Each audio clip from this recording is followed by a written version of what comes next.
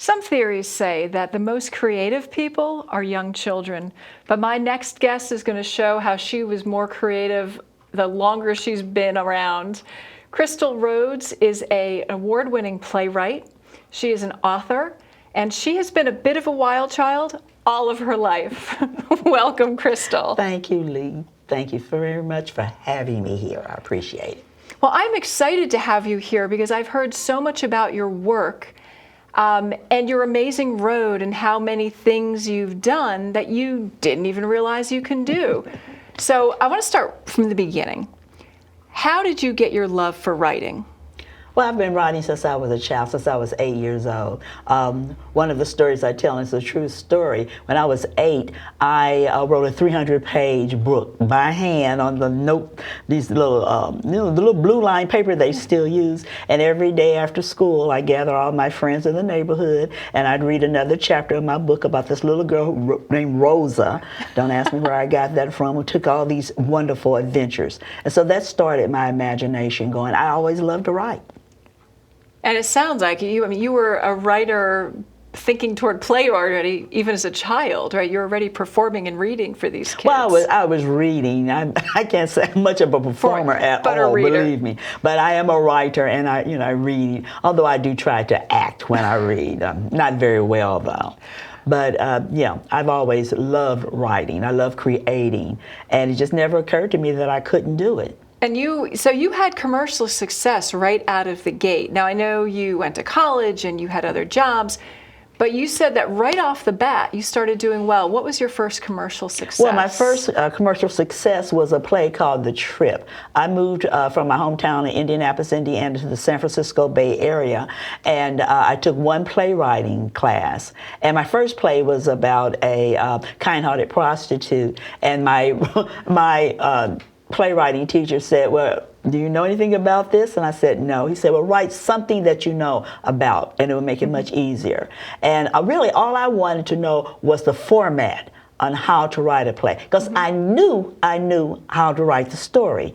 I just knew it automatically. And so once I learned the format, I decided to write this play about a trip I'd taken with some friends of mine across country. And it was from Indianapolis to California. And it was some friends I had had since high school. And, we thought we were hot stuff. And we ended up taking one of the friends, once we got to California, putting her on a plane and sending her right back to Indianapolis. It was, everything broke loose. Truths and things come out when you're 4 people in a car for 3 days. Oh my goodness. You think you know your friends.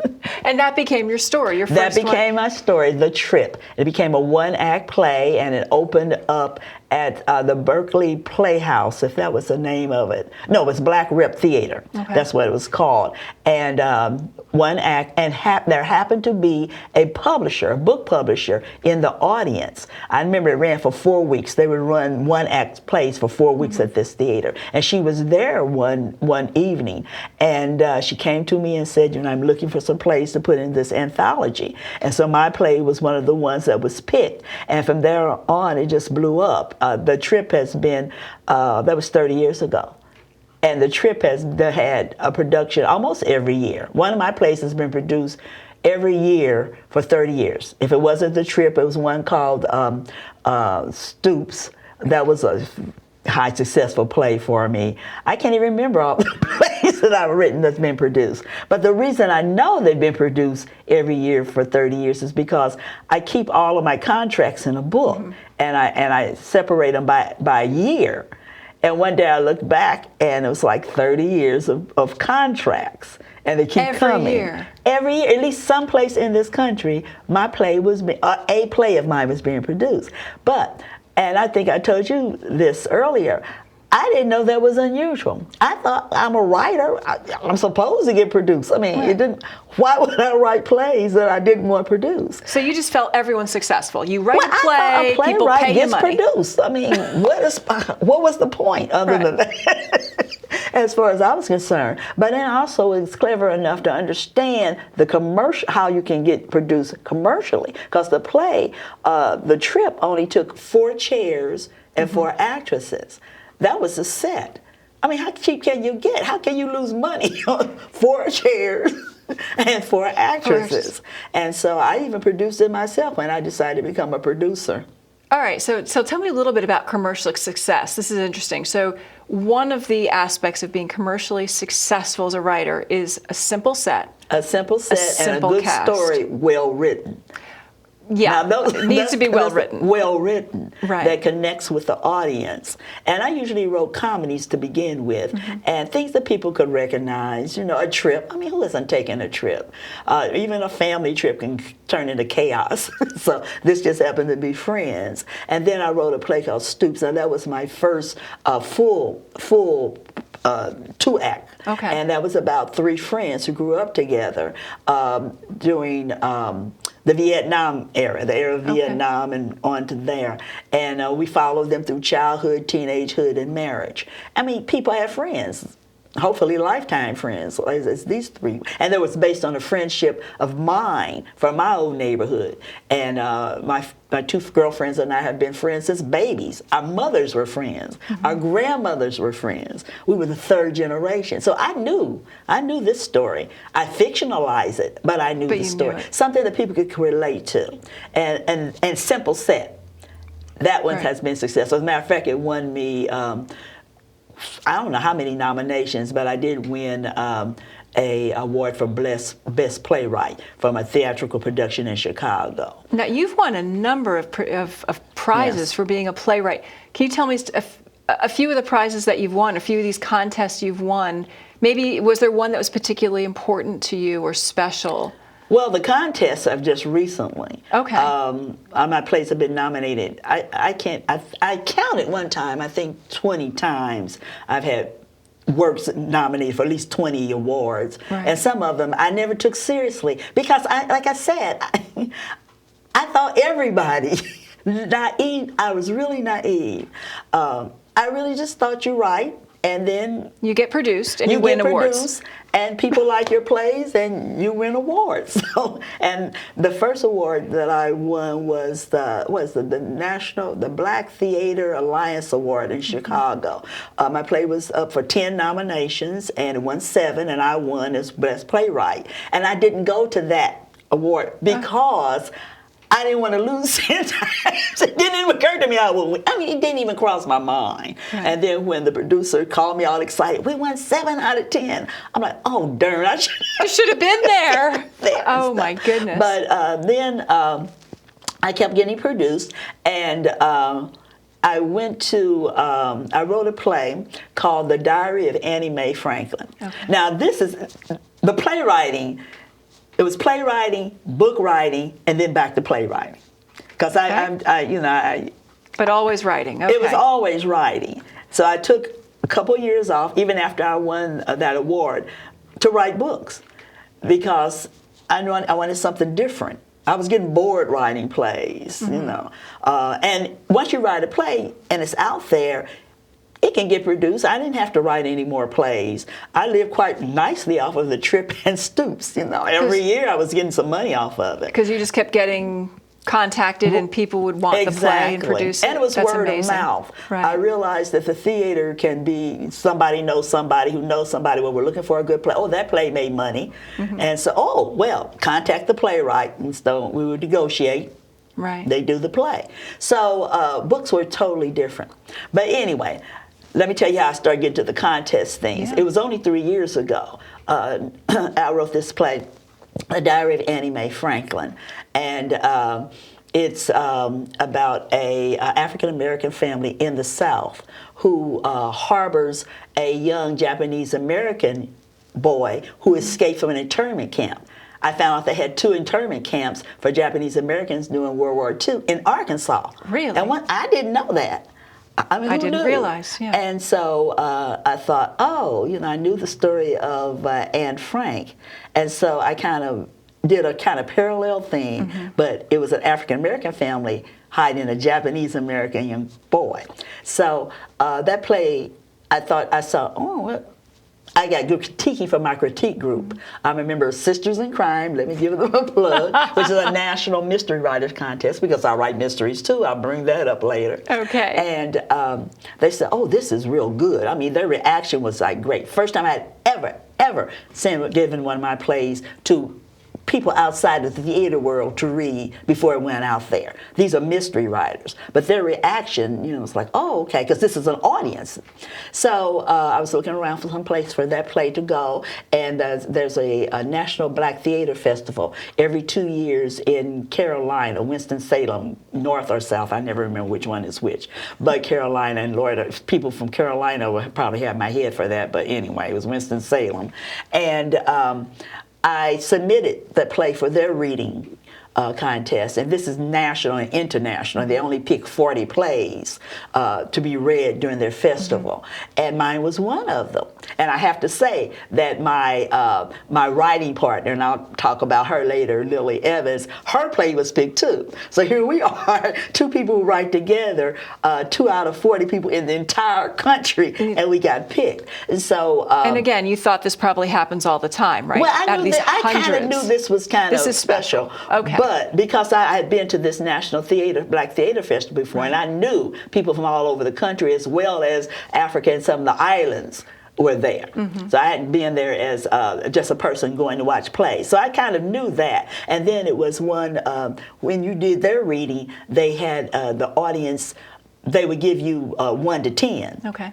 And I mean, they would be brutal too. And I got 9 out of 10. Wow. I thought, ooh, this is working here. This is working. So I thought, oh, I wonder if there are other contests. I went online and found, and I wrote playwriting contests, not having a clue that there were playwriting contests. But I thought, hey, it's midnight. I don't have anything else to do. Let me write this up here and see what comes up. All these contests popped up, and I'm like, whoa. And some of them paid money. I said, ooh. And so there was one called the the 2019 American Stage Theater New Playwriting Festival. And so that was one of the ones that I think I joined. I sent out 10. I can't even remember. But I never thought any more about it. And darn if I didn't win that one. And that was last year. And got very good feedback for my play, The Diary of Annie Mae Frank. And at that one, we had feedback also. People wanted to know what happened to this young boy and this family, et cetera, et cetera. I thought, oh, bingo. I write books that are series, and I'll get to that in a minute. Let me write a play that is series, This is the first one. I'll tell the second one, which would tell their trip from Jerome, Arkansas, which is where it takes place, up to New York City. And so that came about. The name of that play is 1,200 Miles from Jerome. And it's a one-act play. And I don't even know how I found out about the Women's Festival in Ivytown. I really don't even, I think it's probably online or whatever. But I saw this and I thought, and I really was the last minute. I remember that night, I just clicked it and said, oh, okay, well, that's gone. Do it. Darn if I didn't win. And you win again. So you win, you do a second series, and now wasn't there a third step I just finished the third book. The third play in that series. I'm calling it Ebony Eagles. It may change. That's another thing commercially. A name makes a difference. You need a good name. Okay. You need a good name. Now, you said you've both been a playwright and a book author. So tell me, how did that transition happen? What got you writing books? Well, another playwright. She was the one. We were talking on the phone one day, and our plays, we both had one-act plays, and a lot of theaters would put our plays together to make a whole evening of theater. She wrote a play called The Loners, which was an excellent play, but it was a drama, and then mine was a comedy, so theaters would put those two together, and we would get royalties, from different theaters. And we were talking and stuff, and she said, well, I'm getting ready to write books. She said, you need to write books. It's fun, because she had written a book, and it was pretty successful. And I thought, oh, well, okay, I'll write a book. I'll write a book. Why not? And I was kind of bored writing plays, I mean, didn't have to write anymore to make money, because they were making money for me. So even these plays you've written 20 and 30 years ago, oh, yeah. they're still producing money. As a matter of fact, one of them is going to be done in D.C. The Trip, 30 years later, That's it's going amazing. to be done in Washington, D.C. I just got the call before I came to Connecticut. But that's what turned me on to writing books, and I started doing some research to find out, well, what type of books. And I found out that the romance genre was the the most highly profitable and the most popular. But I had never read a romance. I thought they were silly. Oh my God, why would I write? You're not going to write some silly romance, okay? Please, why would I? And I was past 20s, in the 20s. I wasn't even about to go through that. I'd already had that heartbreak and all that crap going on anyway. So anyway, to make a long story short, I did some research and I found out since romance was good, I thought, well, okay, we'll see. I was in the library because I haunt libraries. I love to read. And I passed a book and it had black people on the cover of a romance, and I'd never seen that before. And I started reading them, and I thought, these are some good writers. I mean, I read some books I just could not believe, and the stories were good. It was just excellent writing. I thought, that's what kind of writer I'm going to be. If I'm going to write this stuff, it's going to be the best I can write, and it's going to be romantic suspense. It's not going to be straight. So there's going to be murder, there's going to be suspense, there's going to be guns, there's going to be something. There's somebody dying in your book, yeah, right? Somebody's going to get kidnapped, killed, or something's going to happen. They're not just going to fall in love, happily live happily ever after. Forget that. Forget that. We need some action. I love it. I need action. So that's how I started in that genre first. All right. And did you also look, so when you write a play, you actually consider the commercial success. Oh, yes. What about writing a book? Were you looking at commercial success, or was that just an interlude for you? Well, of enjoyment? since I didn't know what I was doing, because I didn't know what I was doing, and I had a publisher too. Okay. Now, the plays are solitary. You just write the plays and then the producer. But you have to have somebody publish your book, and then they guide you. And there is a formula really for romance writing. Okay. And the publisher that I had, they guide you, and they said, well, you have to have this many love scenes and this many this and that, which I didn't like because Really? I'm highly independent. But if I wanted to publish and he's paying for the publication of it, I'm going to do it. And so that's what happened with that. I didn't realize that there was a prescribed number of love scenes in a romance. Oh, yes. And they Who will knew? tell you don't have enough, and it's not provocative enough, it's not sexy enough, because it's a business. That's what And I've sells. always I've approached writing as a business from the very beginning, to be quite frank with you. And so, I followed that guideline and stuff. And then the publisher and I wrote 5 books under this publisher, and then we had a falling out. Over money, of course. What else is new? And I decided, well, shoot, nobody's born knowing how to put together a book. I did research on how to write romance. Let me figure out how to publish my own books. And so that's what I did. I did some research, and I decided to publish my own book. Credit card again, because I produce plays with credit card. All right. So you've been a playwright, an author, a publisher, and now you said you were also a producer. Oh, I was a producer back when I lived in the San Francisco Bay Area. I got my skills there. I learned how to do the playwriting there. Okay. Then I moved back to Indianapolis, Indiana, because of family matters, and I saw that since I am entrepreneurial in spirit, you are entrepreneurial. I saw that there wasn't a lot of plays, particularly with African Americans in them in Indianapolis at the time. This was like the 90s, I think it was mid 90s or whatever, and I thought, ooh, okay. There's a market. There's a market. So right. Have credit card will travel. So I took out their credit card and I said, I'm going to produce whose plays? My plays, because I don't have to pay royalties to myself unless I want to. So that would be the first ones I would do. And plus they had been successful already, so I knew that these plays made money. So, and I had a friend who was back in the San Francisco Bay Area who is a director, and I brought her out to Indianapolis to direct the plays. And so we became a 2-person show. She directed and had financial I produced success. It. Oh, amazing. As a matter of fact, my very first play, I didn't even have her as the director. I had another woman who was in Indianapolis who had done some plays that I had seen as a very, very young girl that had inspired me to even think about playwriting. And I had her direct my first play, The Trip. The Trip.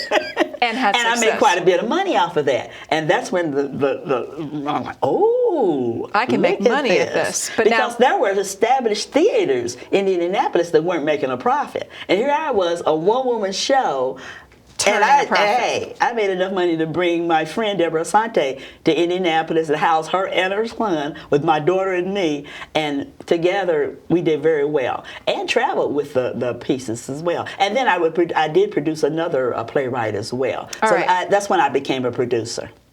And a successful producer, but now I know you're working on a project about the grandmas. I want to hear about that. Grandmothers Incorporated. Tell me about Grandmas Incorporated. A friend of mine who has since become my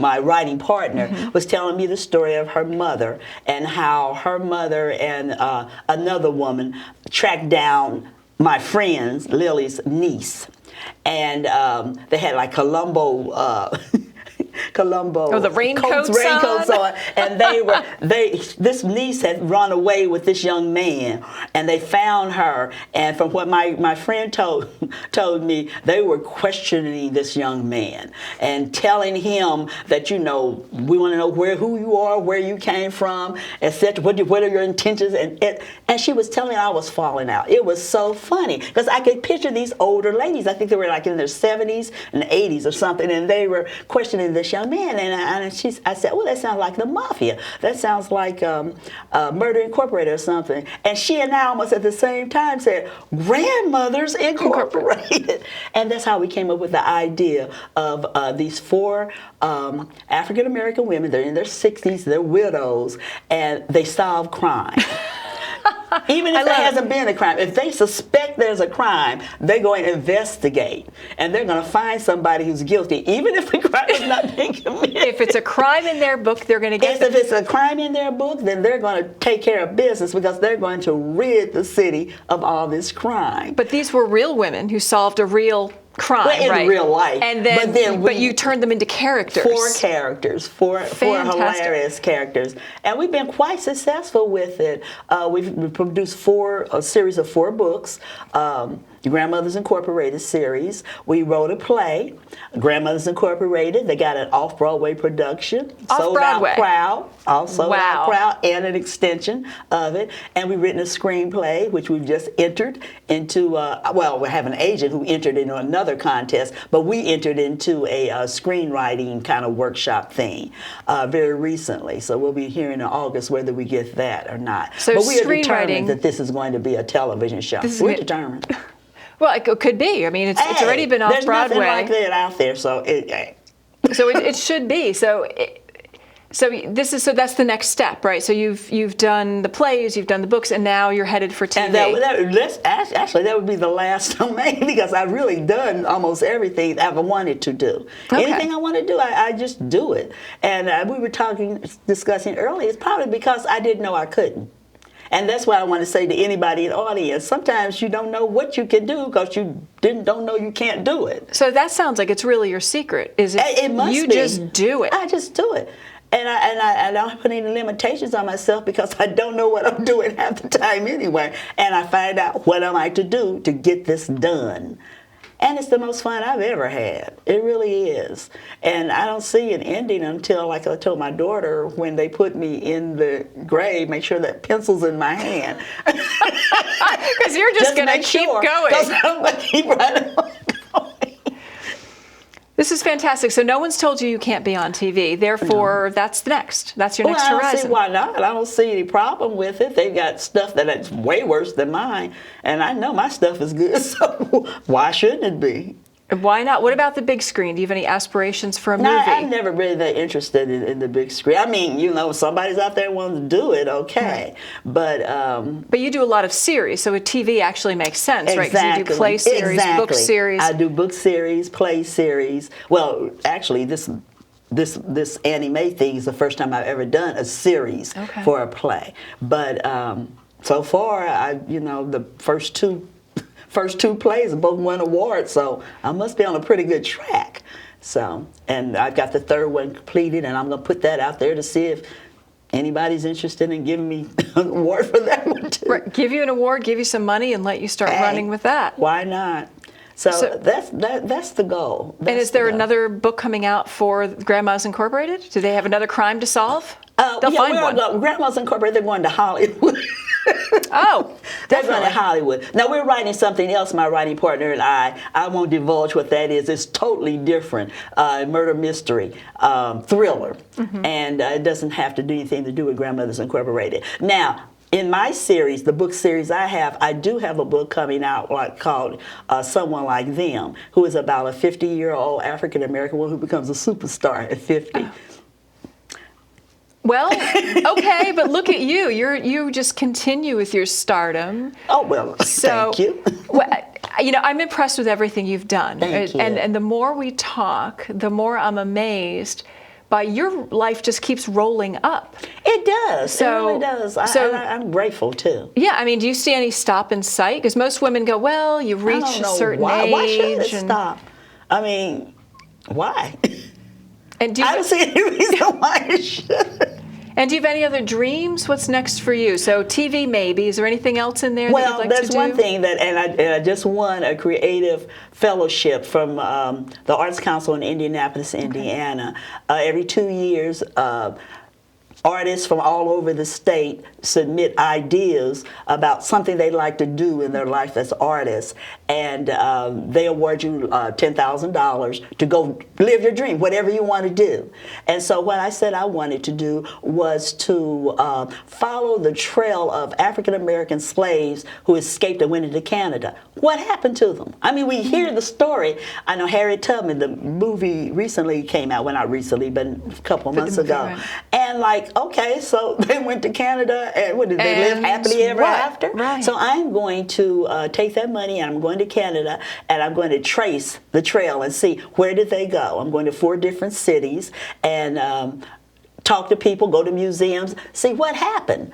What happened to them? The people who are now Black Canadians, I guess is what they call themselves. I don't even know. Right. And I know nothing about Canada, nothing about Canada.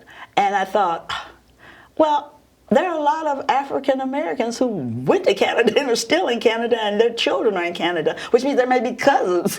Right. You never know. I know a lot of African Americans say, I may have cousins in Africa. Well, we may have some closer than that up in Canada. And so I'm really, really excited about that because it's a trip that I've never. I don't know. I know anything about Canada. I don't know what happened to the people there and stuff. And I've already outlined the play. All right, so is this going to be all right? Is it a play or a book? And a book? Okay. It's going to be both because this is big as far as I'm concerned. And where do you start with the play? Do you start with the book, or do they run It depends concurrently? on how I feel. I'm a wild child, Lee. What can I say? You are a wild child. I mean, it depends on how I feel. If I feel like it's going to start as a book, then it'll start as a book. I don't know. I just started putting an outline together about this because this is going to be later in the year when I take this trip and spend. But this is an untapped story because I've never thought about what happened to African Americans going to Canada. It never even Everybody I occurred talk to me. say the same thing. Oh, yeah. I never thought about that. And a lot of people I've talked to never even been to Canada. And you think about it, we'll go all over the world.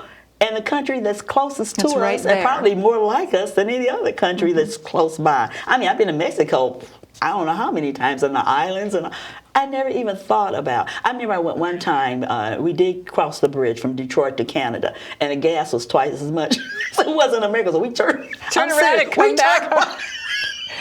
We didn't get any farther than this bridge thing, and saw the gas prices, I literally turned back around. Well, hopefully this time when you go to Canada, you will get to learn all these things. So that is an exciting story. Thank you so much for visiting us here today on A Certain Age. I've learned so much. Thank you so much.